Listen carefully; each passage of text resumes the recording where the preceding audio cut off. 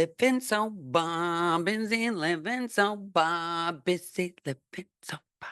It is episode 478. Welcome to today's show. If you're here for the first time, welcome. If you're back, I'm so happy you made it back. If you like what you hear, please subscribe, tell all of your friends, share it, share it, share it, please. Okay, today my topic is priorities. I heard about this topic this morning when I was listening to Halo, spending my hour doing my hour's worth of prayer before I start my day. And they brought up your priorities. And I thought to myself, priorities? Hmm, did I ever think about my priorities? I've never been one of those people. And I don't know if it's because I started drinking at 13 and didn't get sober till I was 37. But if I ever thought about priorities. I know there's people that are out there in the world that do, that have priorities. Like they're like when they're younger, they know what they want their wedding to look like. If it's a girl, they're like, oh my gosh, or what a boy. I don't know many boys that plan their weddings, but I know little girls that want to they can't wait for their weddings and they pick out they make they do cutouts of what their wedding dress is going to look like, what the venue is going to look like. They can't wait and they fantasize about what their wedding is going to be like, and that's a priority to them, is this wedding that they can't wait to have. I didn't have that. um I never had priorities. My entire life was like "Da, da, da, da, da," let's just running all the time, running, running, running, running, running. I don't know if anybody can relate to that, but I'm running either from myself, or I'm running from feelings, I'm running from my crazy brain and my thoughts. I run from that. But I didn't have time to ever make priorities, like what is most important to me, and then just maybe do it in some methodical way. I have it written on a piece of paper. This is what I want my life to look like. This is what my priorities are going to be so that I can get to this place that I want to get to in life. I've never been that person. So this morning, bringing up the fact that like people have priorities and I don't, but I want to get them now. And if I'm to think about what is the most important priority to me, what is the most important thing for me? My relationship, I have to say, with my husband. For so long, I can say, my drinking was when my kids would leave, it would be like, okay, where is my alcohol? Do I have enough? That was a priority for me. It was like, okay, do I have enough alcohol? Do I have a place to party? Do I have people to party with? And when I come home, do I have stuff to drink? That was a priority for me for a really long time, was like, do I have enough? Do I have enough alcohol? Do I have enough of my stuff that I like to use to numb me? Do I have enough of that in my house prior to going out? Okay. That was my priority. My priority was like, okay, when I had my kids, my priority was my kids, getting them off to school, making sure they went to school, they got there on time.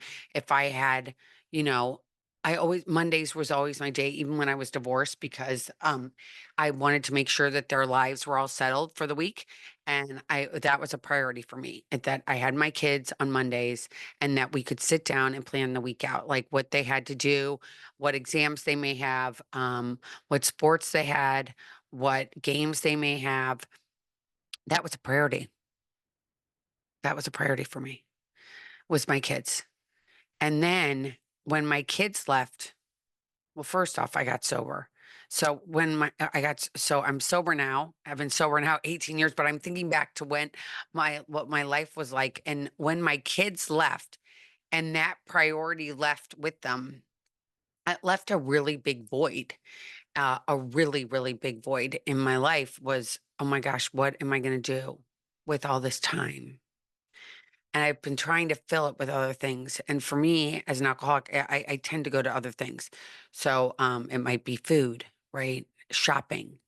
Those are my other things I wanted to fill that hole with. And it takes me a while longer, I think, than most people to figure out what my priorities are and what is important to me. Because again, those feelings still come. I just don't hide them with alcohol anymore. Those feelings come of fear, of anxiety, of what am I going to do next? How am I going to not feel like this? How can I fill my hole with something else besides looking in the mirror and acknowledging what I'm feeling and not being scared? How do I do that? What do I do for that? So this morning when they said, what are your priorities today? So I'm going to bring everything forward to today. My priorities have changed dramatically since my kids left. My priority is my husband, which is like so crazy for me. I'm just being totally honest. This is just my truth. My husband's my priority. I never ever thought I would have it be that way. I felt like a husband was like what you were supposed to do, right? But now, like making sure we have dinner, that the house is neat, that we have plans that we're going to do something because my husband doesn't make any of the plans. I make all of them. And so he's my priority, like making sure I'm hanging out with him. And girls might want to go out all the time and do different stuff with me, but I have to make my husband a priority. And I never thought that that was important for a really long time, making a person besides my kids a priority. Going to church is a priority for me. Listening to my hour of prayer, which I have in the morning before my feet even touch the ground, that's a priority for me. Making sure I get to at least 2 meetings a week, a priority for me. Helping other people, huge priority for me. I even have to say that it's a bigger priority than this podcast. I mean, this podcast is my way of sharing to the whole world because I can't talk to everybody all the time. But to actually get out there and speak on the phone with people that need me right now is a huge priority. My kids are still a priority. I'm definitely not a priority for them, which is totally makes sense. I can tell you that I've watched so many sporting events and nobody ever goes, "Oh, thanks, mom." It's normally they're thanking their significant other. And I understand that. And that's kind of where moms kind of it stinks for us in the end in some ways because our kids grow up and they're kind of like, "Oh, see you later. Bye. We're gonna go do life." And I guess I wouldn't want it any other way, but it sure leaves a void. So prioritizing, God, that's hard to get out. Prioritizing what's really important so that I have the oxygen mask on me and I change my life at all certain times. And we have to pivot and changing our priorities in the matter in which we need things is what's important, right? So I have to stay sober. The older I get, my relationship with God has changed so much too. You know, when I was younger, I just did it because when I was really young, I did it because my mom made me go to church. And then I took my kids to church because I felt that that was a priority. They needed to go to church. They needed to have a relationship with God. Have known this since they were little kids. And I'm doing this thing. I'm just going to throw this in there. Has anybody out there heard of Alpha? So Alpha is a program that was actually started in England, in Europe. And a gentleman started it who actually his father was Jewish. And he would have said I don't think he was an atheist, but God was definitely not a part of his life. He felt that religion was really boring. Why do we even need it? And he started this program called Alpha. And what it is, well, they're having it at my church. And you go Monday nights here. It's a Monday night thing here where I go to church. And you go, they serve you dinner. It's from 6 to 8. They serve you dinner. You then watch a 20-minute video and you're sitting at a table with a bunch of people you don't even know. And you sit down and you watch the video, which then gives you prompts to questions. And you sit at the table and you talk about the questions that they have as the prompts. So we're sitting there last night, was our first night. I had done Alpha probably 15 years ago, maybe 10 years ago at St. David's Church in outside of Philadelphia. I'd done it there. I don't really remember it. I don't know what's going on with my memory, but whatever. Um, I went last night and they said it's new videos anyway, so that's good. So I'm not totally losing my mind. And it is so interesting to hear what all different people. So my group has a gentleman that was an administrator for Christian schools for a very long time. He's worked at all different sorts of Christian schools. So we had his perspective. Then we have a man from Malaysia who just graduated from Florida State University and is now a piano teacher. He was there. There was an attorney. There was actually an Episcopal priest there as well. She's not does not work at my church. She works at a different church, but she wanted to participate just to see what this all meant. Then my husband, and then a friend of ours who's a doctor. And let me tell you, hearing other people's views and opinions about God is so enlightening, right? It's so enlightening. One of the questions that they asked, and maybe you guys are going to think about this, maybe all day, maybe for a week. I don't know how long you'll think about it. But if you had an opportunity to sit down with God, what would your question be? And so many people had interesting responses to this. As I would think a lot of us would think, well, why is there so much pain? Why is there so much pain and sorrow on earth? God, why do you bring so much pain and sorrow on earth? And someone else said, why, God, am I am I being the best I can be in your eyes while walking on this planet? Am I doing the best job I can do?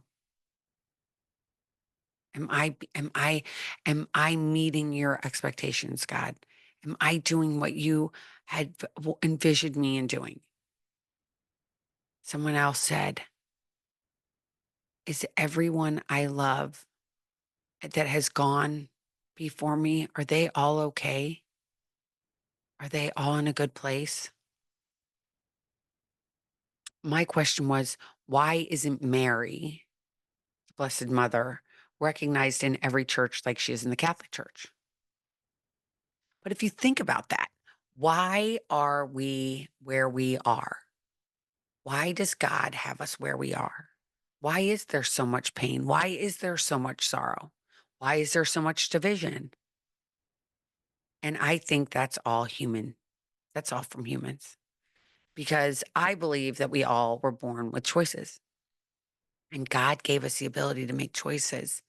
And some of those choices um, are difficult. Let's just face it. We get to this place where we're at a crossroads and we have to make a decision. And I think some of our decisions are harder than others. And I think, and this is again just my opinion, I think that because money and materialism is so big in the United States, right? We can't even imagine what it's like to live in other countries, right? I've been to El Salvador, I've been to Honduras, and those people are literally have nothing. They have nothing and they're happy with just having a relationship. They all pretty much have a relationship with God, whatever, form of Christianity it is that they have. If it's Catholicism, if it's Protestant, if it's Episcopalian, if it's a Church of Latter-day Saints, I could go on and on. Mormonism. I mean, there's so many different religions now that stem off from Catholicism.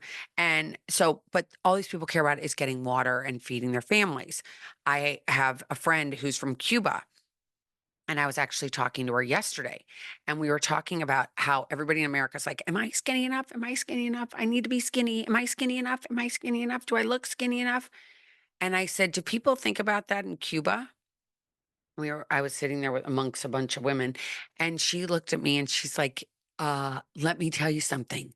They don't even have clean water right now in Cuba. They're having a water crisis. Nobody worries about how fat or skin. No, everybody's skinny there because she said they can't even afford to get food. There isn't even enough food. I mean, think about that.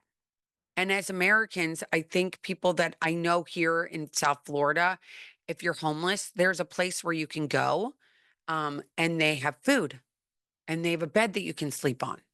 If you're willing to do that, if you're willing to go ask for assistance, you can get it. All these people coming in over the border are getting beautiful hotel rooms to live in New York City, and they're being given $10,000. If they're in their country, they have nothing. But the people that are coming in over the border right now are are getting these things that the people that are American citizens don't even have. It's kind of backwards if you look at it, but it's so interesting, isn't it? It's so interesting that there's so many things that we take for granted as Americans. We think it's more important to have like the best lipstick or whatever plastic surgery you want to get. And majority of people that don't live here are just hoping that they have enough food to feed their families, that they have clean water. That's it. Their priorities are so different. If you aren't given the plethora of choices as we are as Americans, and you just have the basics, what's your priority? Is your priority getting to be a size 2 or having lip injections so you look like you were Pringles up as your lips? If you have them, I'm sorry, I'm not making fun of you, I just find it interesting. Or did you get all your whatever? And I'm just as much at fault, I'm gonna tell you.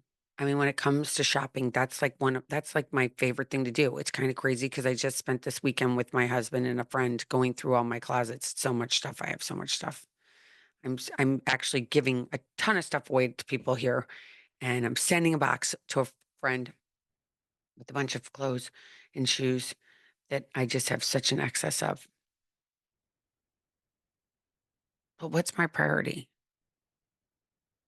What's your priority? My priority, like, is after doing that podcast last week with you guys and where we talked about, again, I heard it on Halo, um, hearing about the 5 things that people think about when they're dying, a book that was written by a hospice nurse in Australia. And I was thinking about that. And I think about, like, we sit around and we talk about this minutia, because let's face it, it's minutia. Do I have enough money? I mean, I don't think you're ever going to have enough money. If that is what your goal in life, it's like, all right, when I have enough money, I'm going to be happy. I think once you get to that goal of having enough money, you're still going to want to get more money. I've seen that happen personally in my life. So I don't think that's where you find happiness. Do you find happiness if you have enough pairs of shoes? If you have enough handbags? No. A fancy car? No. You go and you buy it, check. I got the fancy car. Now what? I don't think that's gonna make me any happier having a fancy car. I don't know about you, but I've been shopping many, many, many times and had that feeling like, "Oh, I gotta go shop." That's my priority. I gotta go shopping. I gotta get the perfect dress, the perfect shoes. Gotta do it. When I do it, I'm gonna be good. And when I'm buying it, I get this little high. I'm like, "Oh, that feels so good. I did what I wanted to do. I spent this money. It feels so good." But then I get home and I'm like, why did I need to buy that? Why did I need to spend this money? So people will like me because I'm showing up in the right clothes, in the fanciest clothes. And then you're going to identify me as being rich. And then you're going to identify me as being stylish. And then you're going to identify me as like, oh my gosh, she's pretty and she's rich. I want to be her friend.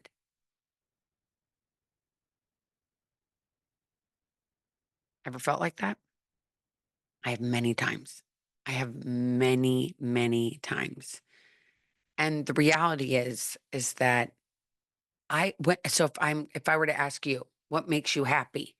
I can tell you what makes me happy is being around other people. What makes me happy is watching somebody who's down and out and feeling so sad and you look in their eyes and they feel dark and they feel sad.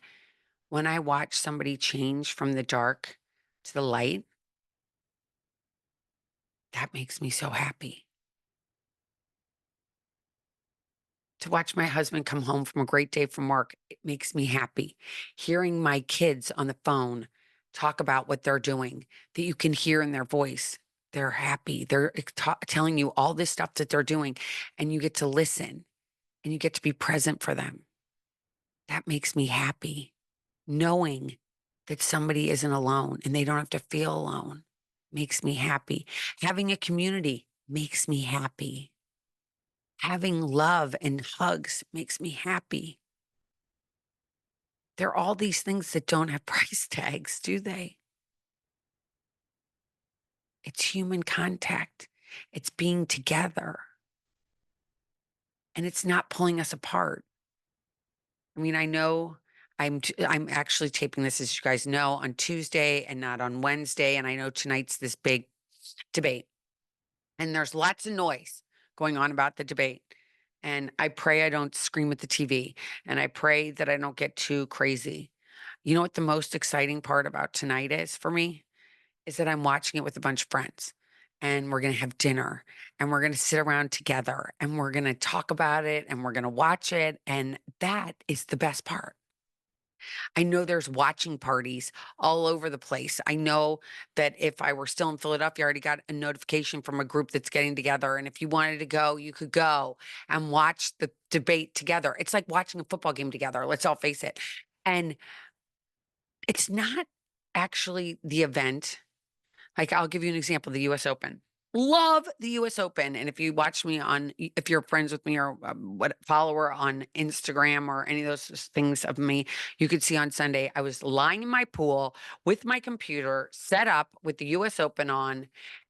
My husband was out like a couple feet away from me doing something with the pool.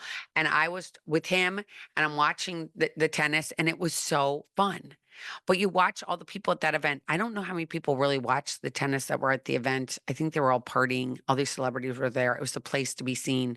That's another thing I find so interesting is how much as a culture we pay attention to the celebrities. Look who's here, power couple. Oh, look, it's Taylor Swift and what's his name?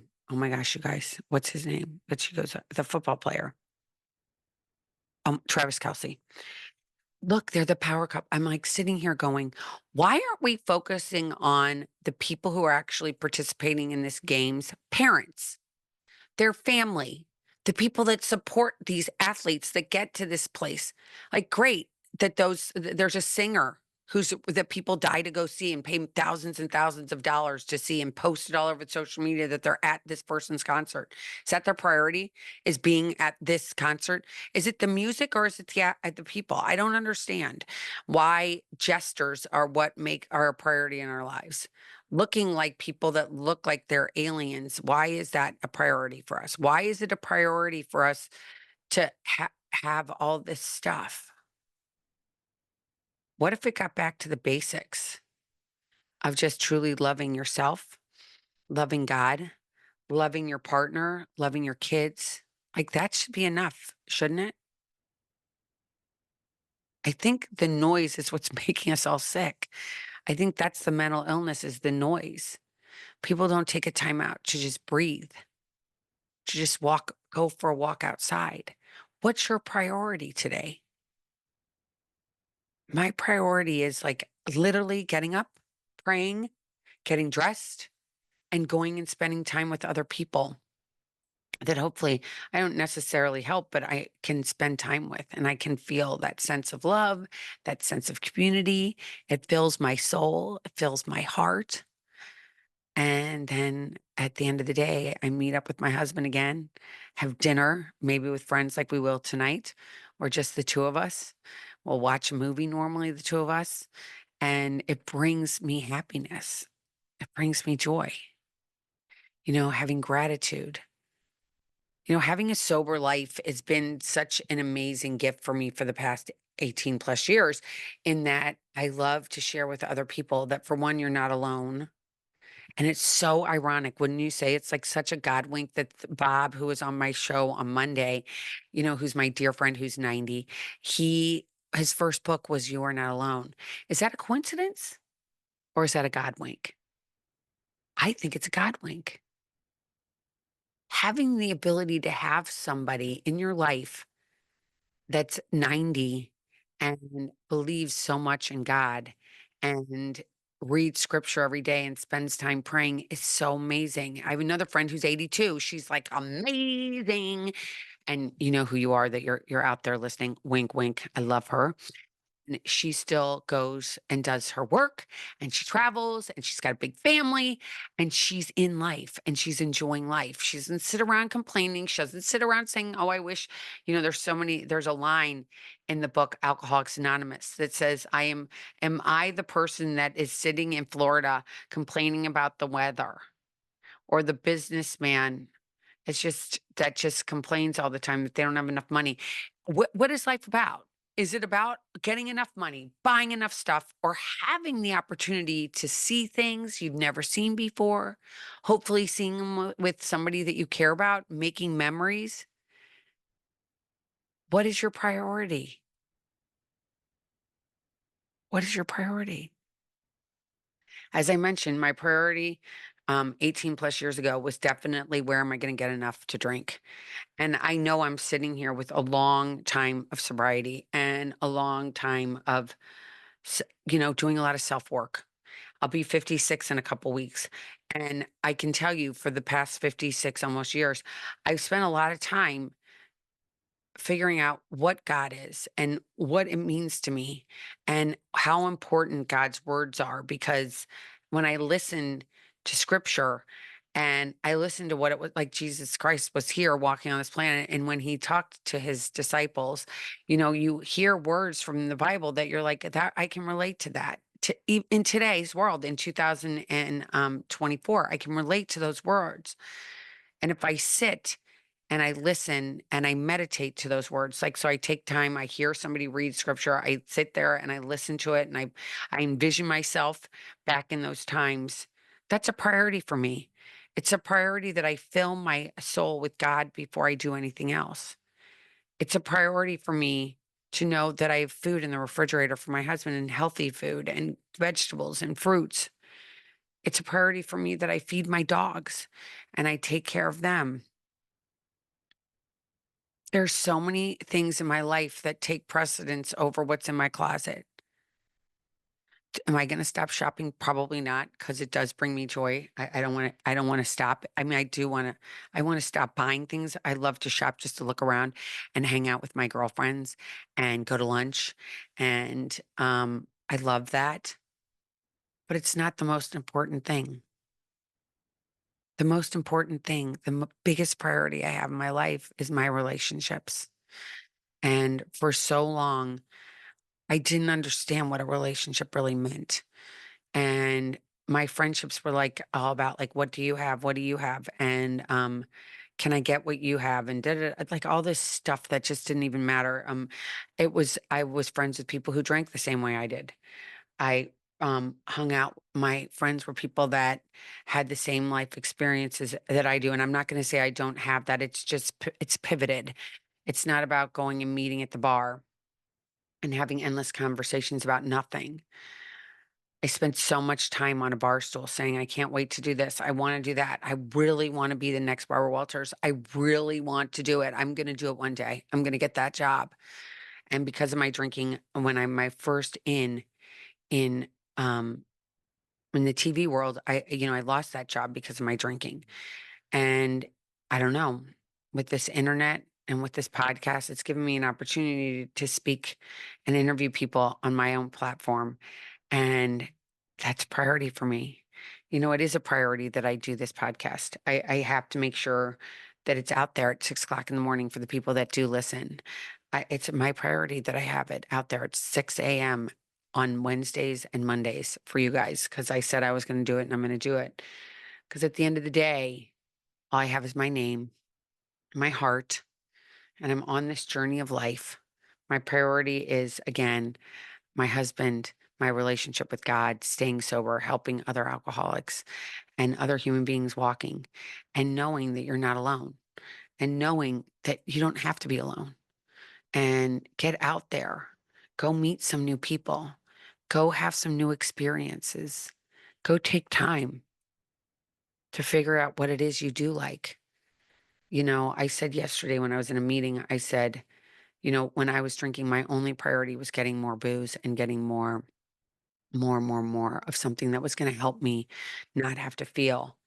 And today, I have to say, there aren't even enough hours in the day to do what I want to do and to see the people I want to see and to get the stuff done that I need to get done. There aren't even enough hours.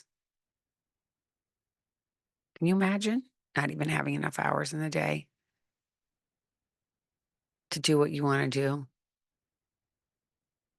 I'm never bored. It's kind of crazy. I think it's because when I was growing up, my mom looked at me and she goes, the only people that are bored are people who join. If you need to join the circus, go join the circus, Elizabeth, because you won't be bored there. And I think she was exactly right. So, to end today's podcast, I just want to remind you that maybe sit down, write out your priority list. What is your priority? Where are you going to find happiness? Where are you going to find joy? Where is God in your life? If you could sit down with him, what would you sit down and what would you ask him? Think about it. What would you ask him? I'll tell you this Thursday. So tomorrow, I'm going to go to a Walking with Purpose Bible study to see what that's like. I'm just going and I'm seeking. You guys, I'm always seeking. I'm always wanting to find things that are going to fill my soul. And it's not always at the mall. So I'm kind of changing it up these days. I'm going out and I'm seeing people and I'm meeting actual human beings and I'm talking and I'm loving and I'm finding joy and I'm finding happiness and I'm finding my heart is so filled these days by just taking the opportunity to go out and open my hand and open my heart and open my ears so that I can hear what other people are thinking and I can hear what other people are feeling.